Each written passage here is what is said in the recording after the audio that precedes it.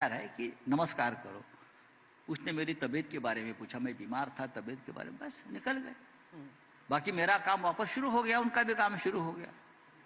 आगे काम नहीं, आगे काम हो सकता है साथ में भी। कभी नहीं होगा, कभी नहीं होगा, कभी नहीं होगा।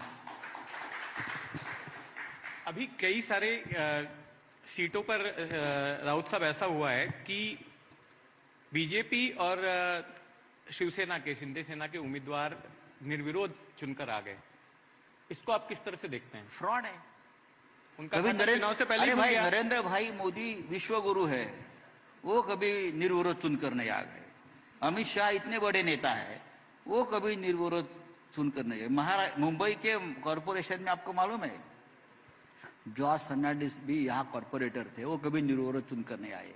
जॉर्ज साहब इतने बड़े नेता थे, मधु दंडवते, मधु लिमये, ये सब मुंबई में काम करने वाले लोग, बड़े बड़े लोग थे। ये हमारे शिवसेना के इतने बड़े बड़े नेता हो गए, वो कभी निर्विरोध चुनकर नहीं आए इस देश में या महाराष्ट्र में।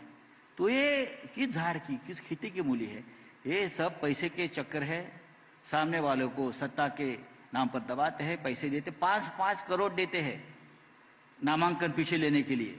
ये डेमोक्रेसी है क्या, या ये लोकतंत्र है? ऐसा चलता है कभी इस देश में? कभी नहीं होता है। लेकिन महाराष्ट्र में एक नई परंपरा इन लोगों ने शुरू की है पैसे की ताकत पर।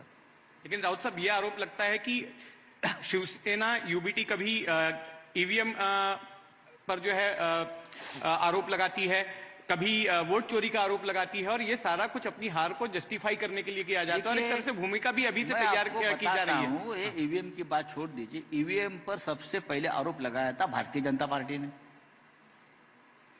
शिवसेना भवन में आकर यही किरीट सोमैया हैदराबाद से कोई बड़े टेक्नीशियन लेकर आए थे, और उसने बाला साहब के सामने प्रेजेंटेशन किया कि ईवीएम कैसा हैक होता है, देखिए कांग्रेस ईवीएम के माध्यम से कैसे जीतती है। देखो, ये ईवीएम का जो मामला है, ये उस वक्त बीजेपी ने सामने लाया था। तो हमारी ये मांग है, बैलेट पेपर पर चुनाव लीजिए। जहां जहां बैलेट पेपर पर अभी चुनाव हो गया है लोकल बॉडीज के, चाहे तेलंगाना हो, चाहे कर्नाटक हो, सब जगह पर भारतीय जनता पार्टी 4 या 5 नंबर पर गई है, मालूम है, बैलेट पेपर। तो यहां भी कर लीजिए बैलेट पेपर पर। स्टेट का चुनाव करिए ना, लोकसभा करिए ईवीएम पर। लेकिन डरते हैं ये लोग, फ्रॉड है ये लोग, चोरी करते ये लोग। लेकिन ज्यादा दिन नहीं चलेगी। हर पाप का अंत होता है कभी ना कभी। कोई अमर होने के लिए यहां आया नहीं है, अमर पट्टा बांधकर कोई आया नहीं है। सबको रामकृष्ण भी आया